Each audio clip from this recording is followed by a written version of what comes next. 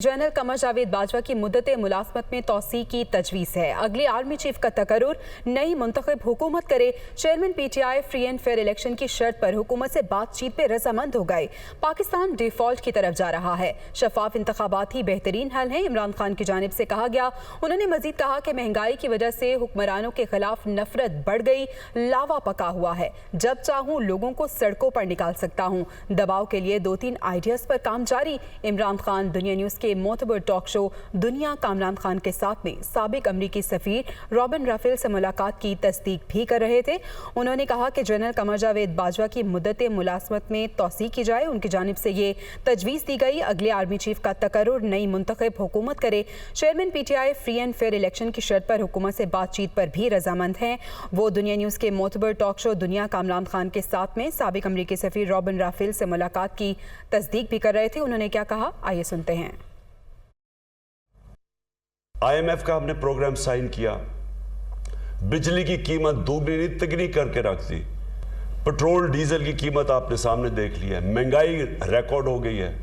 लेकिन उसके बावजूद IMF का पैसा भी आ गया है, रुपया अभी भी गिर रहा है। पाकिस्तान बड़ा सीरियस डिफॉल्ट की तरफ जा रहा है। खौफ आ रहा है ना कि ये पाकिस्तान जिधर जा रहा है ये सबके हाथ से निकल जाएगा। एक ही तरीका है कि अगर ये इलेक्शन करवाएं, हमारे पास बिल्कुल ये ऑप्शन है, हमारी गवर्नमेंट्स हैं, हम सारे इस्तीफे दे सकते हैं। और ये भी हम आपस में कंसिडर कर रहे हैं कि हम ये हम कब कर सकते हैं, जब चाहूँ कौम को सड़कों पर निकाल सकता हूँ, क्योंकि लावा तो पका हुआ है। इनको खौफ है, खौफ ये है कि जब भी इलेक्शन होगा इन्होंने हार जाना है। 2-3 हमारे पास आइडियाज़ हैं, आइन के अंदर रह के करेंगे। मैंने कहा बहुत इंपॉर्टेंट पोजीशन है आर्मी चीफ की, मेरिट पे होनी चाहिए। लेकिन मैंने साथ ये कहा ना आसिफ जरदारी क्वालिफाइड है मेरिट के लिए, ना नवाज शरीफ क्वालिफाइड है।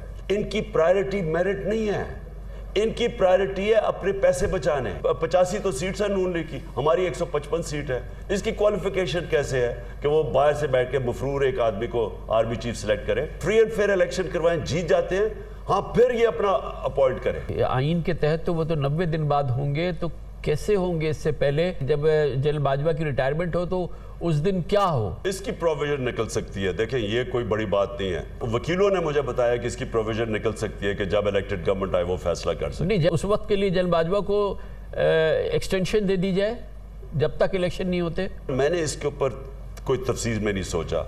इसका वकील क्या कहते हैं, कॉन्स्टिट्यूशनल एक्सपर्ट्स क्या कहते हैं, मैं नहीं जानता। अगर ये फ्री एंड फेयर इलेक्शंस की बात करने के लिए तैयार हैं, मैं हमेशा इनके साथ बात करने के लिए तैयार हूँ। इसमें यह भी प्रोविजन हो सकती है कि सिंध के अगर अभी हालात 2 महीने डिले भी कर सकते हैं, कि सिंध का इलेक्शन डिले भी हो सकता है, वो भी हो सकता है। आर्मी चीफ का मैं इसलिए कहता हूँ कि अगर ये जीत जाते हैं इलेक्शन, उसके बाद ये आए फिर अपना आर्मी चीफ इलेक्ट करते हैं, सेलेक्ट करते हैं। नवाज शरीफ जिस तरह वो एंटोनियो गुटरेस की उसका कभी हाथ पकड़ रहा था, कभी वो कोई अजीब बातें कर रहा, कभी कहता था कि अगर आप पैसे देंगे तो मैं और मेरे मिनिस्टर ईमानदारी से वो पैसा खर्च करेंगे, हम चोरी नहीं करेंगे। 60% मिनिस्टर जमानत में हैं और वो उसको ये कह रहा है। गुटरेस जब आया था ना एंटोनियो, तो उसको सारा पता था कि शहबाज शरीफ, नवाज शरीफ कितने पैसे बाहर पड़े हुए हैं। अमेरिका के साथ हमारी बिल्कुल ठीक रिलेशनशिप होनी चाहिए। मैं सिर्फ ये कहता हूं कि हमें इस्तेमाल ना किया जाए। मुस्लिम लीग नून के रहनुमा मुसद्दिक मलिक ने कहा है कि इमरान खान की बातें समझ से बाहर हैं। वो पहले कुछ और कहते थे, आज दूसरी बात कर रहे हैं। एक्सटेंशन के हवाले से वजारत दिफा से समरी वजीर आजम हाउस आएगी, उस पर गौर के बाद ही फैसला किया जाएगा। मुसद्दिक मलिक दुनिया न्यूज़ के प्रोग्राम ऑन द फ्रंट में गुफ्तगू कर रहे थे।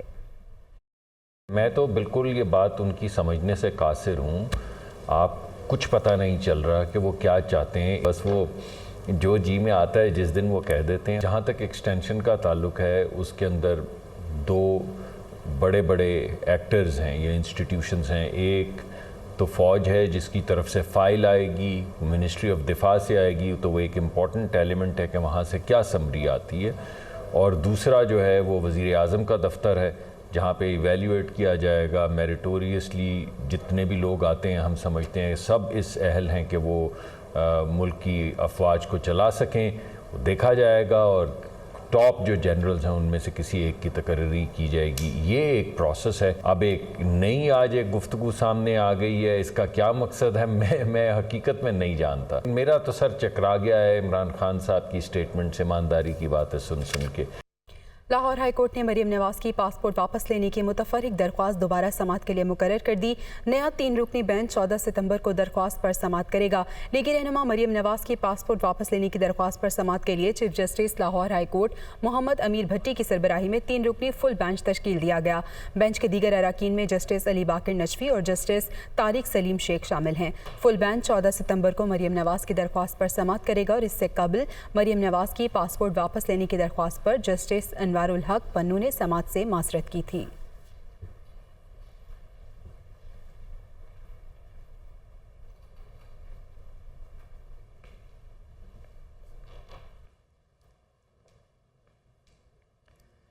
नून लीगी रहनुमा शाहिद खाकान अब्बासी का कहना है कि 4 साल की गलत पॉलिसियों का नतीजा आज भुगत रहे हैं। साबिक हुक्मरानों की गफलत का अजाला सिर्फ 4 माह में नहीं हो सकता।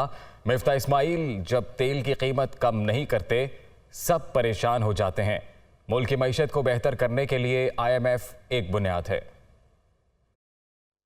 खास तौर पे जो वो कीमतें पेट्रोल की कम नहीं करते, इस पे सारे आप भी परेशान होते हैं, मैं भी परेशान होता हूँ, और वो उसकी जिम्मेदारी कबूल कर लेते हैं। हालांकि उनका पेट्रोल और बिजली की कीमत बढ़ने से कोई ताल्लुक नहीं है, लेकिन फिर भी जिम्मेदारी उनकी है। 4 साल की गफलत जो है वो 4 महीने में दूर नहीं होती। तो आज जो हम भुगत रहे हैं, इमरान खान साहब जो आज तकरीरें फरमाते हैं, ये सब इस शख्स की गलत हिकमत अमली और गफलत और करप्शन का नतीजा है। इंशाल्लाह ये हालात दुरुस्त होंगे, ये एक दिन में दुरुस्त नहीं होते। बहुत से मुश्किल फैसले हुकूमत ने किए हैं जो अगर आज से 4 साल पहले होते तो आज ये कैफियत मुल्क की ना होती। तो इंशाल्लाह आप हालात में बेहतरी देखेंगे। जो होता है वो एक हिस्सा है मईशत को बेहतर बनाने का, एक छोटा हिस्सा है, वो एक बुनियाद है, उसके ऊपर आपको मामलात को बनाना पड़ता है, उसमें हम कोशिश कर रहे हैं। रहनुमा मुस्लिम लीग नून तलाल चौधरी ने कहा है कि इलेक्शन जरूर होंगे, लेकिन इससे पहले चेयरमैन PTI का हिसाब होगा। इंतखाबात के लिए लेवल प्लेइंग फील्ड जरूरी है। ज़िमनी इंतखाब इमरान खान ने खुद मुलतवी कराए। तहरीक इंसाफ का MNA पार्टी चेयरमैन की हिदायत पर अदालत गया था। इलेक्शन बिल्कुल होगा, क्यों नहीं होगा, मगर इलेक्शन इंतखाब से पहले हिसाब होगा। वो नकली सर्टिफिकेट जो आप सादिक अमीन का लिए बैठे हैं, वो आपका उसका हिसाब होगा। ये मुमकिन नहीं है कि पाकिस्तान में लेवल प्लेइंग फील्ड ना हो। लेवल प्लेइंग फील्ड के बगैर इलेक्शन किसी फायदा नहीं होगा। तुम्हारा तो तन मन धन सारा ही काला है तुम्हारा, इसीलिए तुम्हें जल्दी है इंतखाब की, इसीलिए तुम चाहते हो हिसाब ना हो, इसीलिए तुम चाहते हो कि मैं बच के निकल जाऊं किसी तरह। बाकी रही ज़िमनी इलेक्शंस की बात, हम आज भी तैयार हैं, मगर तुमने जानबूझ के करवाए हैं। तुम्हारा नुमाइंदा इस्लामाबाद हाई कोर्ट गया, तुम्हारा MNA था वो, तुम ड्रामेबाजी करते हो उसको शोकाज देकर। इस्लामाबाद हाई कोर्ट ने बगावत के मुकदमे में शहबाज गिल की जमानत बाद अज गिरफ्तारी की दरख्वास्त पर समाअत 15 सितंबर तक मुलतवी कर दी है। चीफ जस्टिस अतर मिनल्लाह ने दरख्वास्त पर समाअत की। स्पेशल प्रोसिक्यूटर राजा रिजवान अब्बासी ने अदालत को बताया कि उनको रात ही पता चला कि केस की समाअत आज है, इसलिए तैयारी के लिए वक्त दे दें। अदालत ने इस्तदाम मंजूर करते हुए समाअत 15 सितंबर तक मुलतवी कर दी। सिंध में सैलाब की तबाहकारियां जारी हैं। सूबे भर में जाँ बहक अफराद की तादाद 594 तक पहुंच चुकी है। PDMA ने रिपोर्ट जारी कर दी। जाँ बहक होने वालों में 256 बच्चे, 110 खवातीन और 228 मर्द शामिल हैं। सबसे ज़्यादा 83 हलाकतें शिकारपुर में हुई। अब तक सूबे भर में 1,65,000 से ज़ायद मवेशी मर चुके हैं। 10,45,000 से ज़ायद मकानात को नुकसान पहुँचा, जबकि 4,87,000 से ज़ायद मकानात मुकम्मल तबाह हो गए। 1,05,00,000 से ज़ायद नफूस पर मुश्तमिल आबादी मुतासिर हुई, जबकि 67,88,000 से ज़ायद अफराद बेघर हो गए हैं। सेवन शरीफ में वज़ीर आला सिंध सैयद मुराद अली शाह ने कश्ती में बैठकर सैलाबज़दा इलाकों का दौरा किया और लोगों की शिकायत भी सुनी। दुनिया न्यूज़ से गुफ्तगू में वज़ीर आला सिंध का कहना था, वसाइल की कमी के बावजूद मुतासरीन की बहाली के लिए काम कर रहे हैं। राशन, अद्वियात और मच्छरदानियाँ भी फराहम की जा रही हैं। बहुत बड़ी आजमाइश है। हुकूमत पूरी कोशिश करी कि इस आजमाइश में अपने लोगों के तकलीफ़ें दूर करें। हम मुस्तहकम होकर लोगों के साथ खड़े हैं, हमारे सब इलेक्टेड रिप्रेजेंटेटिव्स हैं, लोगों के साथ हैं, लोगों के बीच में मैं जहाँ जाता हूँ मुझे मिलते हैं। हाँ, ज़रूर जो रिसोर्सेज हैं उनका फुकदान है और हम कोशिश कर रहे हैं कि हम यहाँ से पूरे पाकिस्तान से, जैसे मैंने टेंट्स का बता चुका हूँ, हर जगह से हमने मंगाए हैं, लेकिन जितने अवेलेबल हैं सब हमने ले लिए। राशन, मॉस्किटो नेट्स और पानी, पीने का पानी, इस पे मैंने ख़ास तवज्जो दी हुई है। मैं रोज़ाना मीटिंग भी करता हूँ ताकि इसको फॉलो करूँ। जो भी अवेलेबिलिटी हम पूरी करके कोशिश कर रहे हैं और लोगों की तकलीफ़ का मुझे पूरा एहसास है। लोग इधर मेरे गांव में भी आपने देखा, लोगों ने शिकायत की और जायज़ की, उनको हालत आपने देखी जो तकलीफ़ है। वज़ीर-ए-आज़म शहबाज शरीफ की हिदायत पर नेशनल फ्लड डैशबोर्ड का इजरा कर दिया गया। वफाकी वज़ीर एहसन इकबाल ने कहा है कि पोर्टल से शहरियों को इमदादी कार्रवाइयों से मुतालिक रहनुमाई हासिल होगी। पानी उतरने तक हतमी नुकसान का जायज़ा मुमकिन नहीं। मुल्क के अंदर से जो इमदादी रकूम आएंगी, मुल्क के बाहर से जो इमदादी रकूम आएंगी और पाकिस्तान के दोस्त ममालिक जो पाकिस्तान के लिए रिलीफ एफर्ट कर रहे हैं, हर चीज़ की तफसील इस पोर्टल के ज़रिए पाकिस्तान के शहरियों के लिए, हमारे डेवलपमेंट पार्टनर्स के लिए, पूरी दुनिया के लिए शफाफ अंदाज में मुहैया की जाएगी। पोर्टल के ज़रिए वो लोग के जो जानना चाहते हैं कि इस वक्त मुल्क के अंदर सैलाब से मुतासरीन के लिए जो इमदादी कार्रवाइयाँ हैं वो किस नौयत की हो रही हैं, वो किस जगह हो रही हैं, उन्हें इससे रहनुमाई मिलेगी। और सूबा सिंध के काफ़ी इलाके वो ज़ेरे आब हैं और जब तक पानी वहाँ से नहीं उतरेगा हमारे लिए हतमी तौर पे मुकम्मल नुकसानात का अंदाज़ा लगाना मुमकिन नहीं है। मुत्तहिदा अरब अमारात से मजीद 2 तैयारे सैलाब ज़दगान के लिए इमदादी सामान लेकर कराची पहुंच गए हैं। पाकिस्तान के सैलाब मुतासरीन के लिए दुनिया भर से इमदादी सामान की आमद का सिलसिला जारी है। मुत्तहिदा अरब अमारात से 2 मजीद इमदादी परवाज़ें कराची एयरपोर्ट पहुंच गईं। इस मौके पर कराची एयरपोर्ट पर NDMA और पाक फ़ौज के अफसरान भी मौजूद थे। UAE से आने वाले इमदादी तैयारों की तादाद 20 हो गई है। शहर कराची में डेंगू के वार जारी हैं। रवा माह डेंगू से जाँ बहक होने वालों की तादाद 4 हो गई है। रवा माह कराची में अब तक 1066 केसेस रिपोर्ट हो चुके।